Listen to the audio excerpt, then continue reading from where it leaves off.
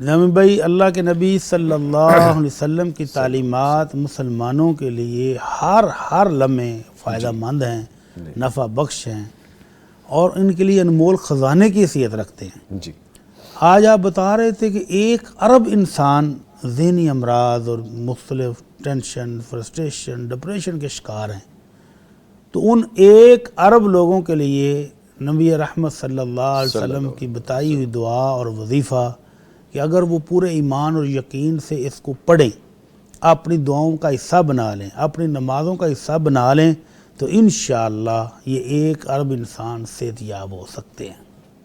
وہ دعا کیا ہے؟ اللہم انی اعوذ بک من الہم والحزن جی والعجز والکسل والجبن والبخل وضلع الدین وقہر الرجال، اور ایک روایت میں ہے وغلبۃ الرجال۔ ترجمہ کیا ہے کہ اللہ میں ہر طرح کی ذہنی پریشانی جس کا آپ نے مختلف اس کی کیٹیگریز بنائی ہیں، کوئی ڈپریشن ہے، کوئی فرسٹریشن ہے، کوئی ٹینشن ہے، تو یہ ساری بیماریاں ہم کے اندر آ جاتی ہیں۔ اور حزن، غم کی چیز کھو گئی ہے، کوئی نقصان ہو گیا ہے، وہ ایسی ٹینشن لے کر بیٹھا ہے کہ بس وہ بیٹھا ہی رہ گیا۔ جس طرح ابھی ہم نے صلاح بزرگان کی مدد کے لیے گئے تھے تو وہاں سنا تھا کہ ایک ڈیرے دار چودھری ٹائپ آدمی اپنے نقصان کو برداشت نہیں کیا، اس کے جانور سیلاب میں بہہ گئے، اس کے ٹریکٹر زمین میں دبے ہوئے، گھر گر گئے، ملیے میٹ ہو گئے، وہ اس صدمے کو برداشت نہیں کر سکا اور وہ فوت ہو گیا۔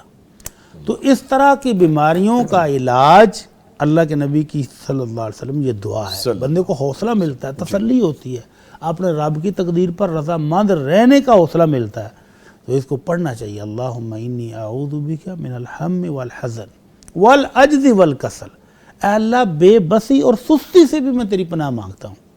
تو اب ضرورت ہے نا، جو مکان گرے ہیں ان کو کھڑا کیا جائے، جو فصلیں گر گئی ہیں، تباہ ہو گئی، دوبارہ بنائی جائے، تو بے بس نہیں ہونا، ہمت کریں، حوصلہ کریں، اللہ بھی مدد کرے گا انشاءاللہ۔ والجبنی والبخل، اللہ کنجوسی اور بخل اور بزدلی سے بھی تیری پناہ مانگتا ہوں۔ کیسی شاندار دعا ہے۔ اور پھر فرمایا وضلع الدین، اللہ مجھ پر قرضہ بہت بھاری چڑھ جائے، میں قرضوں تلے دب جاؤں، اس سے بھی تیری پناہ مانگتا ہوں۔ وغلبۃ الرجال، اللہ دشمن مجھ پر غالب آ جائے، اس سے بھی تیری پناہ مانگتا ہوں۔ تو یہ شاندار دعا نہیں ہے بلکہ ایک بڑا پیکج ہے اللہ سے گزارشات کرنے کا۔ تو اس کو اپنی دعاؤں کا حصہ بنائیں، اور جو بندہ ذہنی ٹینشن کا شکار ہے وہ اس کو بار بار پڑھے، تو انشاءاللہ اللہ کی رحمت سے وہ ان تمام پریشانیوں سے نجات پا جائے گا۔